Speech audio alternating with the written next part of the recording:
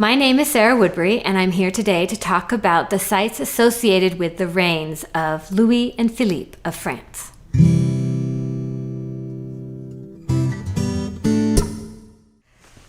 King Louis of France and his grandson, Philippe, between them ruled France for most of the 13th century.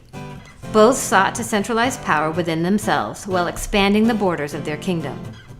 In the process, they built extensive fortresses throughout the country, started wars, and in the case of Philippe, expelled the Jewish community from France, destroyed the Templars, as we talked about last week, and assassinated a pope.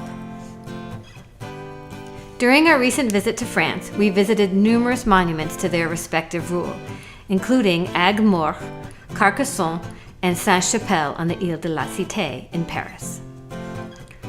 Although Charlemagne built a tower at Aigues-Mortes, the founding of the city dates to 1240 during the rule of King Louis. At the time, Louis had no port on the Mediterranean, so to gain access, he did a land deal with the church and immediately began construction of his new fortified city.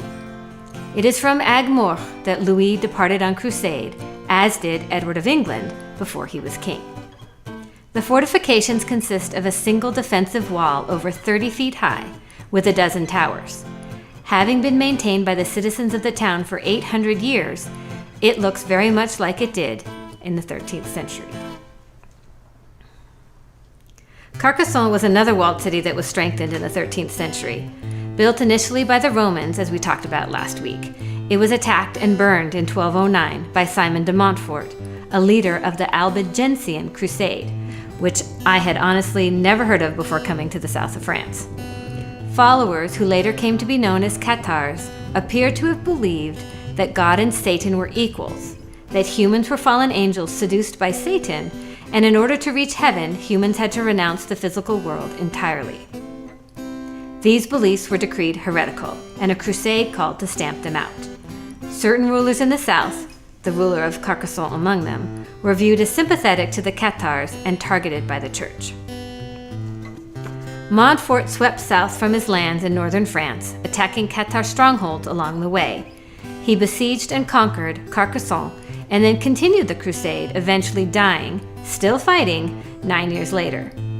After more battles and sieges over the next decades, Louis, as King of France, made Carcassonne the capital of his newly conquered domain, and began a half-century building program to refortify the city, which was continued by his son and grandson.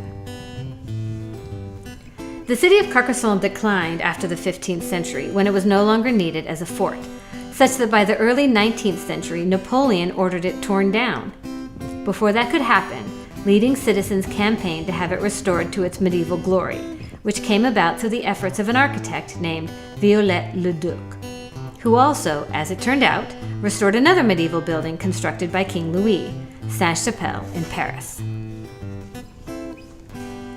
As Carcassonne was a monument to Louis's temporal power, Sainte-Chapelle celebrated his religious power. Begun in 1238, it was built to house Jesus' crown of thorns, which he'd purchased from the Emperor of Constantinople. In buying the crown and building the chapel, Louis was proclaiming Paris the center of Christendom in Europe, equal to Rome, and by extension that he himself was equal to the Pope. This belief in his spiritual and temporal power was passed on to his grandson, Philippe, who ruled France after him.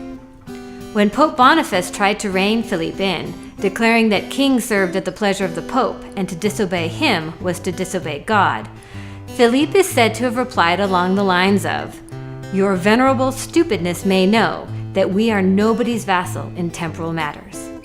Later, Philippe had Boniface beaten so badly that he died. This led to the election of a new pope, who happened to be a friend of Philippe and who moved the papal seat from Rome to Avignon. It's that, along with our visit to Avignon, that we'll be talking about next week. If you like this video, click on the playlist or subscribe to my channel. There'll be a new video next week. And if you want to check out my books, click on the link to my webpage.